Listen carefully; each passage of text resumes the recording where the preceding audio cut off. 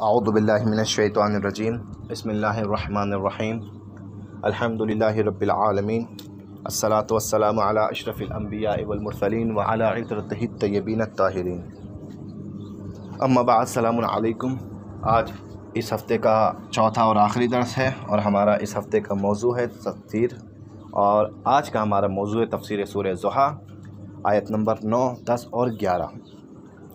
اور ان تین آیتوں میں پروردگار تین اہم حکم اپنے رسول کو اور تمام عالم اسلام کو دے رہا ہے۔ یہ حکم ہمارے اور آپ کے لیے ہیں۔ بسم اللہ الرحمن الرحیم۔ فَأَمَّا الْيَتِيمَ فَلَا تَقْهَرْ۔ پہلا حکم، اے رسول پس یتیم پر قہر مت کرنا، یتیم پر غصہ مت کرنا، یتیموں سے محبت سے پیش آنا۔ ظاہر سے بات ہے کہ یتیم جو ہے اسلام میں بہت ہی زیادہ مورد توجہ قرار دیا گیا ہے۔ یتیم وہ کہ جس کا کوئی سرپرست نہ ہو۔ ظاہراً جن کا کوئی سرپرست نہیں ہوتا انہیں دو چیزوں کی بہت شدید ضرورت ہوتی ہے۔ پہلی چیز مال کی ضرورت ہوتی ہے، کیونکہ پرورش کرنے والا کوئی نہیں ہے، کوئی ہو کہ جو ان کی والدین کی جگہ پر پرورش کرے اور ان پر اپنے مال کو صرف کرے۔ اور دوسری چیز جو سب سے زیادہ ضرورت ہوتی ہے وہ ہے محبت کی ضرورت۔ اب یہاں پر ایک جملے کے ذریعے سے دونوں چیزوں کی طرف اللہ نے اشارہ کیا ہے۔ یتیم کو جھڑکنا مت، یتیم پر قہر مت کرنا، یعنی پروردگار یہ کہنا چاہتا ہے کہ اس کو تمہاری محبت کی ضرورت ہے، اس پر قہر مت کرنا، اس پر غصہ مت ہونا۔ اب ہماری یتیموں کے متعلق کیا ذمہ داریاں ہیں، یہ روایات اور احادیث ہمیں بخوبی بتاتی ہیں۔ خود رسول خدا صلی اللہ علیہ وآلہ وسلم نے فرمایا کہ جو یتیم کی پرورش کرتا ہے وہ جنت میں میرے ساتھ ایسے ہوگا کہ جیسے دو ملی ہوئی انگلیاں ہوتی ہیں۔ یہ دوسری حدیث میں فرمایا کہ جو یتیم کے سر پر محبت بھرا ہاتھ پھیر دے، پیار سے ہاتھ پھیر دے، تو جتنے بال یتیم کے اس کے ہاتھوں کے نیچے آتے ہیں پروردگار روز قیامت ان بالوں کے مطابق اسے نیکیاں عطا کرتا ہے۔ یہ دونوں طریقوں سے پروردگار عالم جو ہے عطا کر رہا ہے، تو لہٰذا یتیموں کے متعلق ہماری دو ذمہ داریاں اہم ہیں۔ پہلی ان کی پرورش کی، دوسری ان کے ساتھ محبت سے پیش آنے کی، ان کے ساتھ اچھے اخلاق سے پیش آنے کی۔ اور یہ بہت اہم ذمہ داریاں ہیں۔ کسی کی اگر ماں اس دنیا سے چلی گئی ہے، کسی کا اگر باپ یا ماں باپ دونوں اس دنیا سے چلے گئے ہیں، لہٰذا اس کو اب محبت کی بہت ہی زیادہ ضرورت ہے۔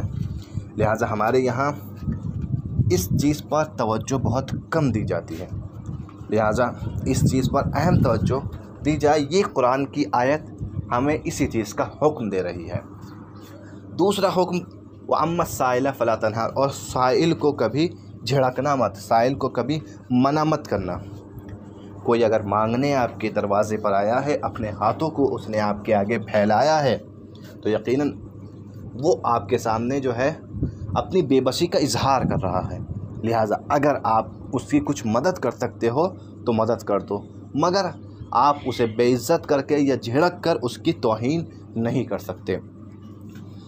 لہٰذا قرآن مجید کی دوسری آیت نے کہا قول معروف خیر، اچھے قول کے ذریعے سے، اچھی باتوں کے ذریعے سے منع کر دینا بہتر ہے، مگر یہ کہ تم اس کو جو ہے جھڑکو اور تم اس کی بے عزتی کرو۔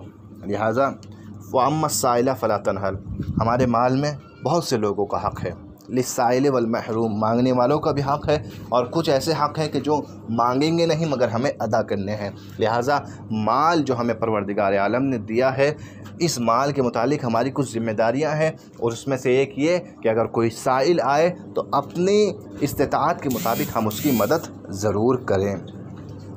اور تیسری اور آخری آیت اس قرآن مجید میں، اس آیت میں جو ہے وہ ہے وَأَمَّا بِنِعْمَتِ رَبِّكَ فَحَدِّثْ، اور جو نعمت تمہیں پروردگار عالم نے دی ہے اے رسول اس کا ذکر کرو، فحدث، اس نعمت کو آشکار کرو۔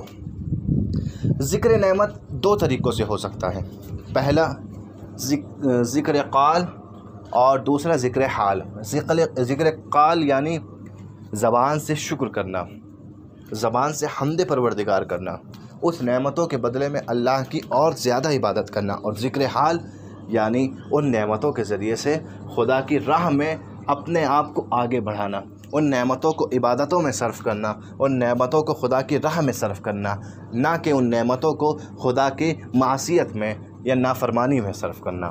یہ ہماری 3 اہم ذمہ داریاں ہیں جو اس سورہ کے ذریعے سے ہمیں معلوم ہوتی ہیں۔ یتیموں کے متعلق ہماری ذمہ داری، اور مانگنے والوں کے پریشان لوگوں کے متعلق ہماری ذمہ داری، اور تیسری ذمہ داری خدا نے جو نعمتیں دی ہیں اس کے متعلق ہماری ذمہ داری کیا ہے۔ یہ پورا سورہ پروردگار عالم نے پیغمبر اکرم صلی اللہ علیہ وآلہ وسلم کے دل کی تسلی کے لیے نازل کیا ہے، اور اسی سورہ کے ذریعے سے بہت اہم پیغام دنیا کو پروردگار دینا چاہتا ہے۔ لہٰذا یہ 3 اہم پیغام اس سورہ کا ماحصل ہے۔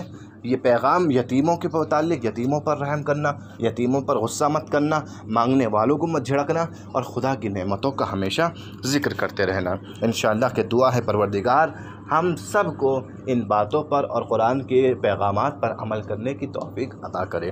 والسلام علیکم ورحمۃ اللہ وبرکاتہ۔